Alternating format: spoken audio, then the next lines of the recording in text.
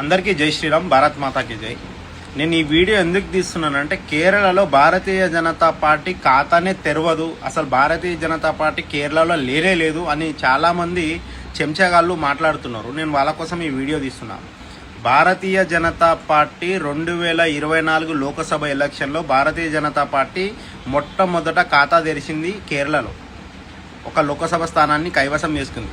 దాని తర్వాత మున్సిపల్ ఎలక్షన్లో తిరువనంతపురం మున్సిపాలిటీని కైవసం చేసుకుంది భారతీయ జనతా పార్టీ.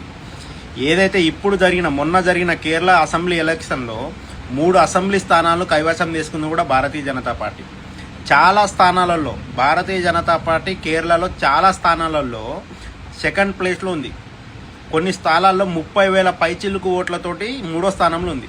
ఇప్పుడు చెప్పండి రా, భారతీయ జనతా పార్టీ ఎక్కడుంది అన్నట్టు వాళ్ళందరూ ఇప్పుడు వండుకున్నారు. ఇప్పుడు ఎవడైతే మాట్లాడుతుండో భారతీయ జనతా పార్టీ గెలవంగానే ఈ చెంచాగాలు ఏం మాట్లాడతారంటే ఈవీఎం హ్యాక్, ఓటు చోరు జరిగింది అని మాట్లాడతారు. మరి వీరు గెలిచిన దగ్గర ఏమైంది? మరి బ్యాలెట్ పేపర్తో ఓట్లు వేసిరా ప్రజలు.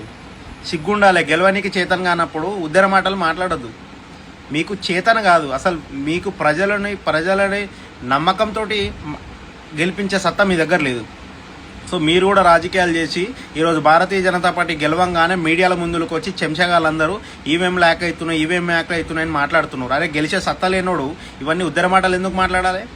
మీకు ప్రజలలో బలం ఉంటే వచ్చి ప్రజలతో కొట్లాడండి. అరే మాకెందుకు ఓటేస్తలేరు, బీజేపీకి ఎందుకు ఓటేస్తున్నారని. ప్రజలు నమ్ముతున్నారు కాబట్టి బీజేపీ గెలుస్తుంది. మీలాగా చెంచగాళ్ళలాగా మీడియాల ముందుకు వచ్చి ఉద్దర మాటలు మాట్లాడతలేరు. ప్రజలు భారతీయ జనతా పార్టీ నాయకులు గ్రౌండ్ వర్క్లో పనిచేస్తారు కాబట్టి ప్రజలు బీజేపీ పార్టీని గెలిపిస్తున్నారు. అంతేగాని మీ లెక్క చెంచగాళ్ళ లెక్క భజన చేసుకుంటూ ఉండరు. సో దయచేసి భారతీయ జనతా పార్టీ గురించి మాట్లాడేటప్పుడు ఆలోచించి మాట్లాడండి. జై శ్రీరామ్, భారత్ మాతాకి జై, జై హింద్.